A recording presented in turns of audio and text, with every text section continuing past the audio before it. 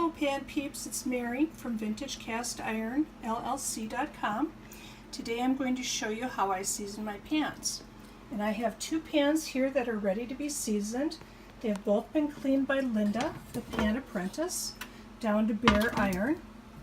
I want you to pay particular attention to the color. They are a light gray. That is kind of the color that they will start with once you've stripped them down to bare. I'm going to set the oven to 450 degrees and I'm going to place them both in the oven on the rack. Here I have them both on the rack. I've got them upside down, but they don't have to be. And the oven is preheating. So this is the number 8 skillet, and it has cooked at 450 degrees for an hour, and then I let it cool down in the oven. It actually cooled down for quite some time because I had some other stuff I had to do, and so I reheated it so it's a little warm. This is a mixture I concocted myself. It is beeswax and Crisco. I've wanted to try beeswax for a while, so we'll see how it works. It's about 2 parts Crisco to 1 part beeswax. Now you'll see I had a little bit on my towel, not a lot. And I'm rubbing it all over the skillet. Now this is much more than I really want, because if I put it in with this much oil on it, it's going to smoke to high heaven and all my smoke alarms are going to go off. So I'm going to wipe it down as if I hadn't even put anything on it. And it's quite hot, so you're going to see I'm protecting my hands. I'm still wiping it down. And prior to this, I always just use Crisco, so Crisco is kind of my go-to. I'm just wanting to try the beeswax, so that's why I'm doing this today. So that's what it looks like now, all wiped down. And then I'm going to do the back. Now, if I hadn't wiped it down, and if I had just put it in after I smeared some of the mixture on there, I would end up getting a really gross-looking finished product. It would be that kind of spider web look that you might have seen on some skillets, kind of mottled. And that's because the seasoning is not even and it's too thick in places. And so by seasoning, what you're wanting to do is you're putting on an oil that will heat past its smoke point and polymerize and form a protective surface over the iron. So you'll see I'm doing everything including the handles. It's still quite shiny, so I'm going to wipe it down some more.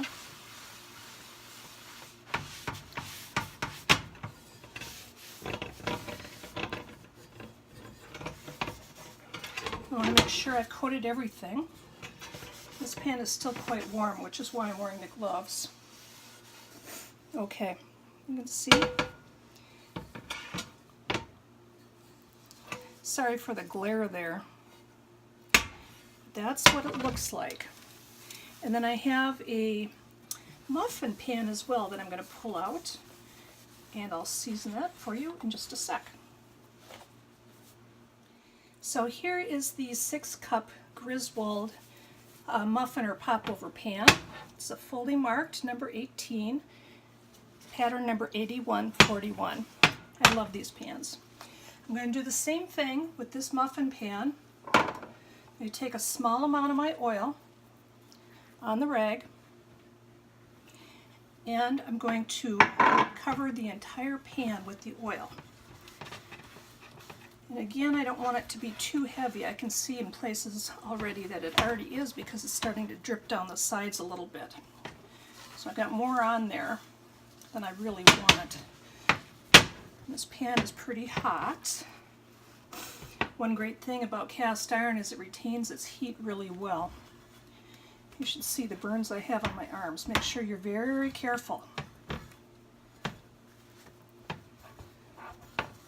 Okay, and I'm trying to get every nook and cranny in here. Waffle irons are probably the most challenging for me to season and have it turn out evenly. So you'll see I've done that. I'm going to go to the back, and I'm not even adding more oil because I've got oil on this rag. I'm just using the oil that's already present. And again, I want to get in all the nooks and crannies. I want to get between those cups.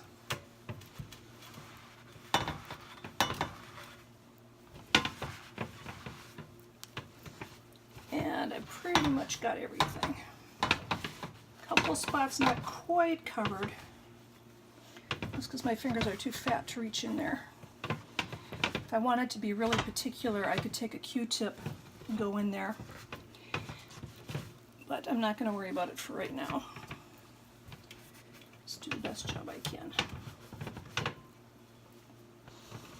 Okay, so this is also ready to go. Stuck on my oven. And you can see it's got a little bit of shine to it, and you can see a little bit of excess in there. So what I'm going to do is I'm going to take a paper towel and make sure that I get all of it off, because I don't want to have to re-clean and re-season this muffin pan. And I like my pans to look nice and not mottled. Okay, so I'm wiping off all of the excess from the inside. So any place that looks really shiny or wet, I'm wiping it off. And I think I've got everything. I'm going to do the same thing on the back and the sides. I don't want anything that looks wet. And don't worry about the color coming off on the paper towel or your rags, that's normal.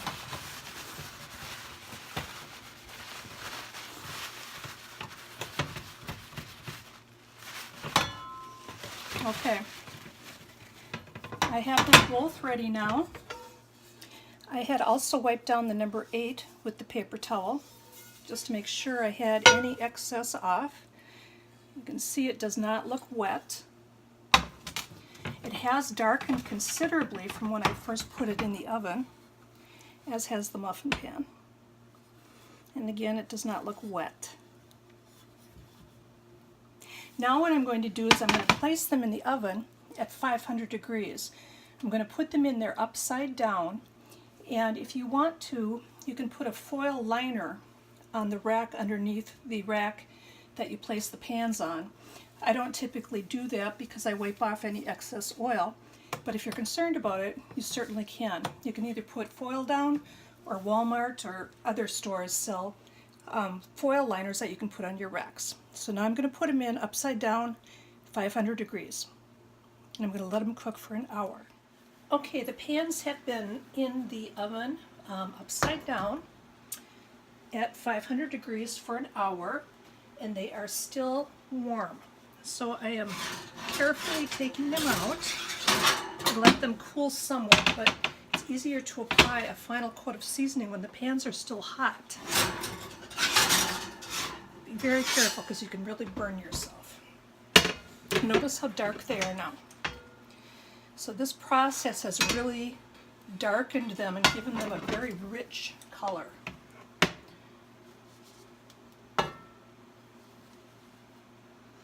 And then what I do is I take my rag, which still has a little bit of seasoning on it from when I originally put it on, and I just wipe down the pan.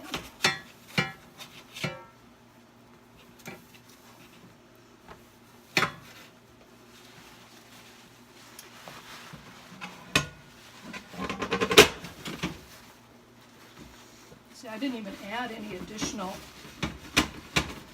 of my mixture of beeswax and Crisco. I just had enough on the rag to put a coat on. Here's the skillet. Looks beautiful.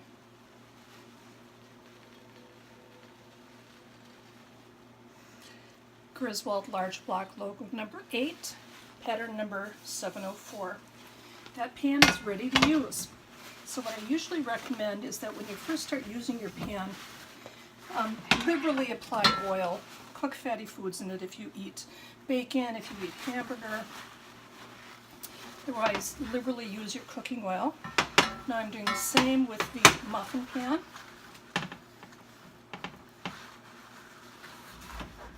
I could also, if this was and I probably would if it was a muffin pan, I could just spray Pam in there and spread the Pam around.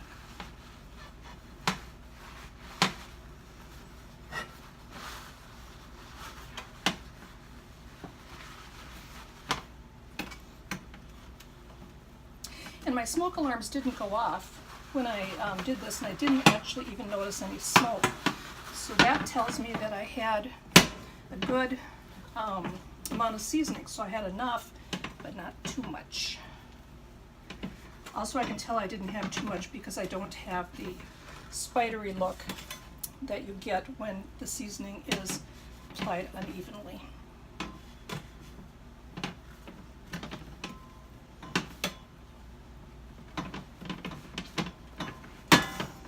So there you have it. That is how I season my pans. I hope that you found the little video helpful. Now go get seasoning to your own pans and enjoy. Thank you.